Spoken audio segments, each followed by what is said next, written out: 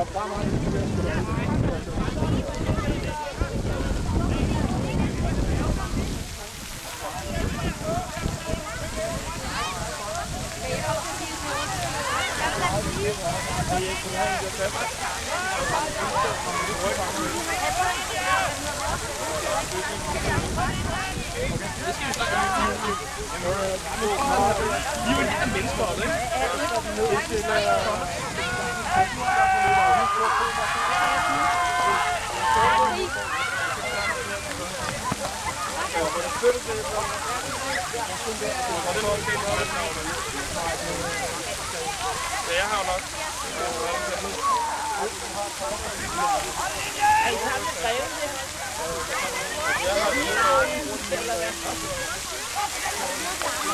tager vi vent. Skal du gå rundt med den, eller skal jeg være hjemme? Der er ikke nogen bier. Nej. Der er ikke nogen bier.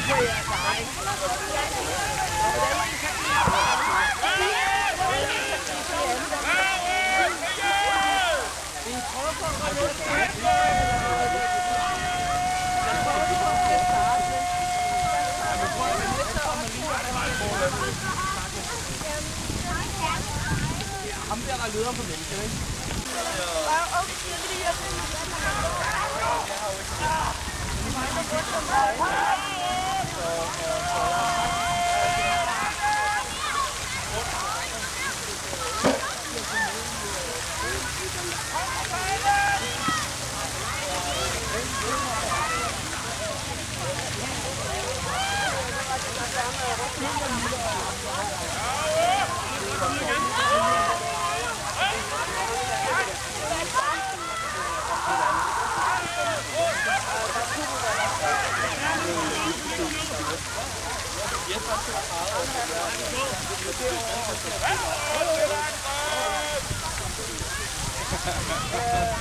Hvis man er kriger, så har man 3 lydende gråsfrø.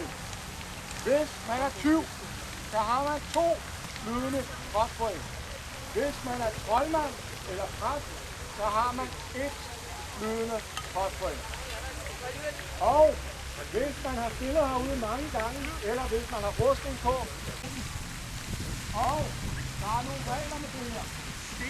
Man må ikke løbe med vognen.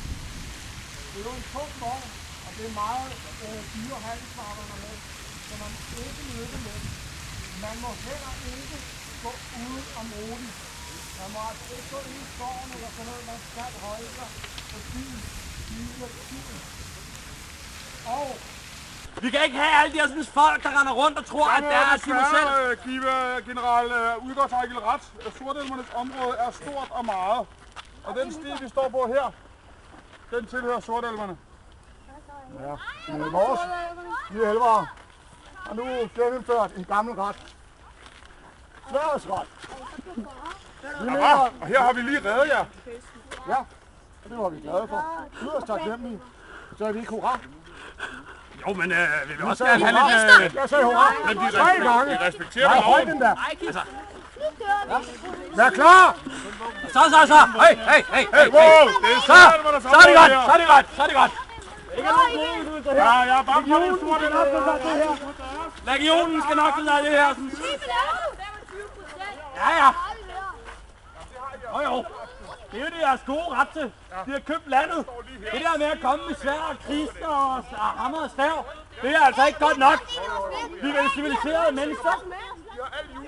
Jeg har også sikkert også dræbt en af deres. Vi er vel civiliserede. Vi har dræbt.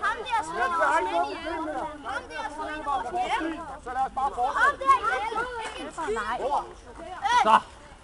Det er ligegyldigt. Så er han sikkert også selv der udenom det. Jamen, han står Så 11. Så hold. 7 an. Stop. Har du noget mad måske? Hallo. Ejgil. Sørg for at indkræve det nødvendige 25%, der tilkommer Sortelmerne. Ja, der er ikke så meget andet for. Der er ikke noget fornuft i den her. Næste står ved siden af. Du gav mig penge. Alle sammen med front mod mig. På en linje. Sådan her, foran mig. Ind på en linje. Træd tilbage. Okay, stil jer, så I kan tage fat manden ved siden af jer. Ja, den står fint der. Godt.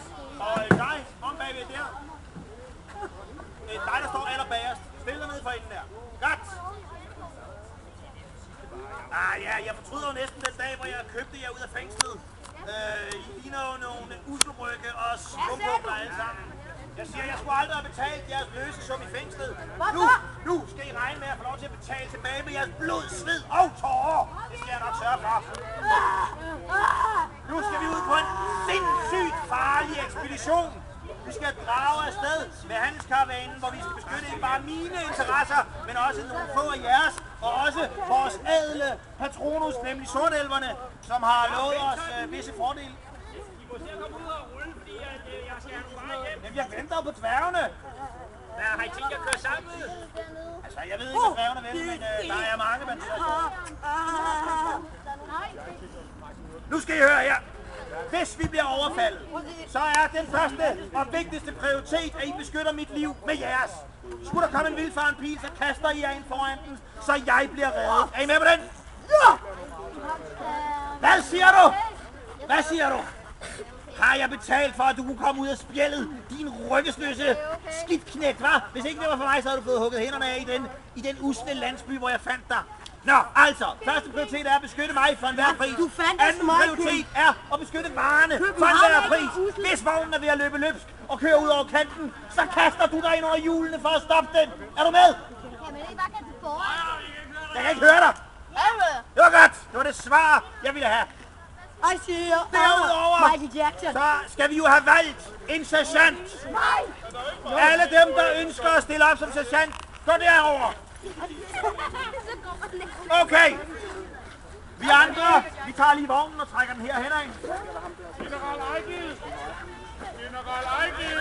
Ja, så kører vi herover. Undskyld. Godt så. Hvem skal være sergeant? Ham der. Ham der er 2 og 2, og så laver vi nogle dueller.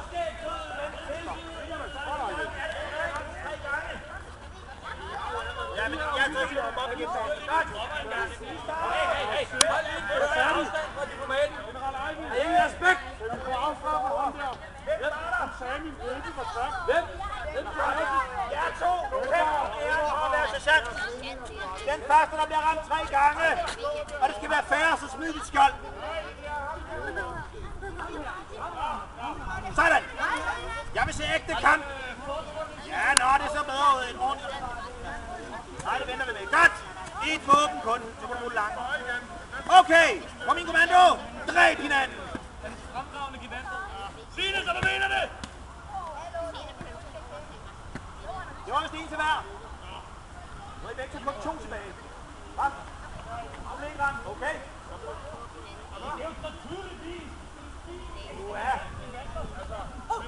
En til på benet der. Du har ind til magen. Ej, fordømt. Nå, hvem tager ud for at dra ham? Om posten som sergeant. Det er dig. Tag dit skjold. Han har også skjold. Ja, helbred ham der, så han kan komme på benene og tjene mig igen. Læg dig ned. Du er død. Læg dig ned. Ja, på min kommando, dræb hinanden som savlende hunde. Dræb!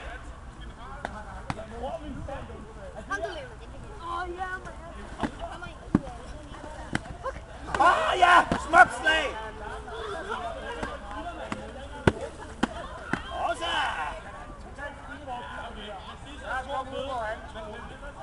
Husk at falde episk op, når man dør.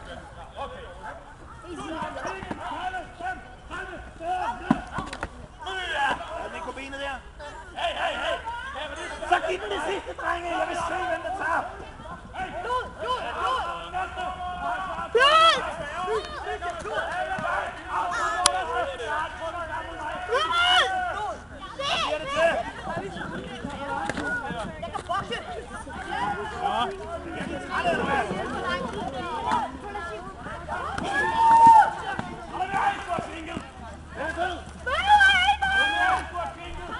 Jeg har brug for at finde dem, der bevogter dværgene. Hvem bevogter dværgene? Men nu er der jo det, at den ligger i det, man kalder en fri cirkel. Men derfor så kræver I minimum 25% af alle indtægter af handelsruter, der går igennem området. Det er jeres. Det tilkommer jer. Det er jeres ret. Sortdel var rigtig vildt. Eftersom diplomatet siger jo, at jeg har betalt alt for meget skat, så har jeg jo mine handelsstationer, jeg har rundt omkring i landet, har jo fået kaldt sammen og rykke lidt på det, for at I kan tjene lidt ekstra, fordi I har så meget jord, så skal I jo gøre lidt for det. Ikke for meget jo vel, så jeg har fået rykket. Der er 2 handelsstationer, der ligger i jeres område. Så må I jo finde ud af at handle. Pengene får jo ikke mig. I må få penge dem, der passerer. I må lave de af. Der er jo rigtig mange banditter i skoven lige på tiden. Kan vi tjene nogle penge på det? Ja, hvis I køber varer her, så går vi handelsruten, og så bliver varerne jo 4 gange så meget værd, når I sælger dem igen. Så vi køber varerne her, og så kører I med os rundt, og så sælger vi vores egne varer. Vi køber varerne hos handelsmanden, men det skal lige siges, at I bliver selv nødt til at stille nogle bevæbnede folk. Fordi at vi er dem, vi er, og der er mange banditter i skoven. Det er ikke noget problem. Kæmpe problem. Hvad siger I, ædle Elrad. Vil I med på handelskaravanen? Jeg tror, vi er glimrende stillet til at danne vores egen karavane. Ja, men jo flere man er sammen. Hvis I har lyst til at gå med os, så vil vi da ikke have noget problem med det. Okay, men vi er klar til at tage afsted. Jamen, og vi ønsker bare, at I slutter op, så vi er mange og bevæbnede. Ja. Vi skal blot lige snakke med handelsmanden. Husk nu, I skal betale skat til sortelverne. Elver og dværge. Det er nu tiden til, at vi skal gå til lommerne. Hvis vi skal tjene nogle penge, bliver vi nødt til at bruge nogle penge. Som han sagde før, så kan pengene blive 4-doblet, hvis vi godt får gennemført ruten. Det vil altså sige, at hvis vi køber de her varer, transporterer dem hele vejen rundt i skoven og kommer tilbage, så får vi det. Hvad? Præcis. Ej, selvfølgelig. Alle legionærer, der er legionærerne, selv for 20, så er de jo ikke 20 længere, så de er legionærer, så de hæderlige folk. Sådan er legionærer. Politiet. Præcis. Nej, jeg giver ikke ret til at blive legionær.